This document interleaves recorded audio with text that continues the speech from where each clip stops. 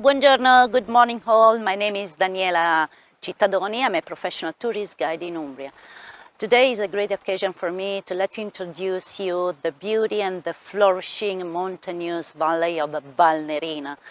The richness of this environment is also because of the presence of River Nera, the Black River that carved this valley for millennia. I would love to introduce also the mysticism and the holy land that this valley has been for a very long period. Human presence can be divided in four main phases. The first phase should be dating back the pre-Roman age, and we have to think about the human settlements made basically by a rural community. Then the Roman age, this area arrived to be a very important crossroad for so many military colonies, and then the creation of a primitive Christian hermitage, the Hermitage of San Felice Mauro. 12th century after Christ is the third phase, the construction of this important Christian basilica, and then the construction of the fortified hilltop town of Castel San Felice with a typical medieval annual topography, a castled village built to protect the bridge. There's so many bridges that crossed over Valnerina, the Black River. Geologically, Apennine Mountains are very young, and here we can see the typical orogenesis. This means this particular formation of the local limestone. Here you can see the typical breast-shaped limestone. You will see this particular formation in the high relief of the facade of Basilica of San Felice Mauro. And so many natural grottos that arrived to be the most safety natural grottos for the primitive Christian monks arriving from Middle East. We saw the natural grotto and the typical breast-shaped limestone formation, but Valnerina is also so rich of water springs. One of them is behind this wall. Here I'm close to the complex of monastery of San Felice Mauro. San Felice Mauro were two monks arriving from Syria that introduced Christianity in this land. They introduced an unbelievable knowledge to create a reclaiming of this land. They were considered a saint, and they were immediately venerated. They became somehow the first bishop, Christian bishop of this area.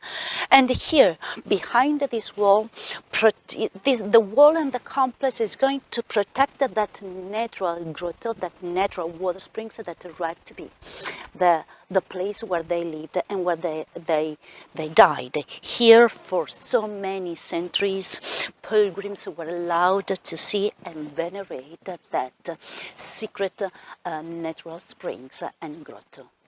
And here inside the protected courtyard of Monastero di San Felice Mauro, we can see the grotto, that original grotto that is preserving and protecting the water source.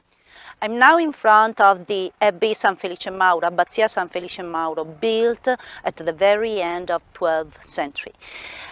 We know for sure that this is an abbey that has been built over the foundation of a primitive Benedictine complex. That complex that probably housed and protected the burial places of Felice Mauro. These two monks arriving from Syria that are part of a real migration of Syrian monks, about 300 monks, hermits that arrived in central Italy to bring gospel and Christianity. Thanks to them, we are in front of a greater reclaiming of this area, and they killed the dragon. Let's have a look at this story. San Felice Mauro Abbey is considered one of the finest and well-preserved abbeys in central Italy. The facade is basically divided in three main sections. The lower part with a single porta that include a single Romanesque church, and the central part with a spectacular frame of the rose window that is flanked by two very elegant double-arched windows, and the upper part, the simplicity of the upper high relief of the lamb. The lamb is Jesus Christ, the Savior. With no doubts, the most interesting and the most important part of the frame of the rose window is the lower section, where we can see a collection of icons and high relief telling the stories of some stories of Felice and Mauro.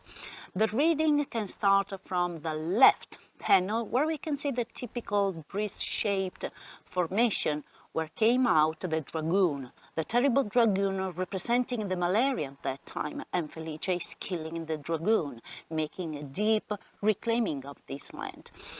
The following scene can represent St. Michael the Archangel, that is the main protector of these Syrian monks, that is guiding the work of reclaiming and the dragoon killing to Felice Mauro.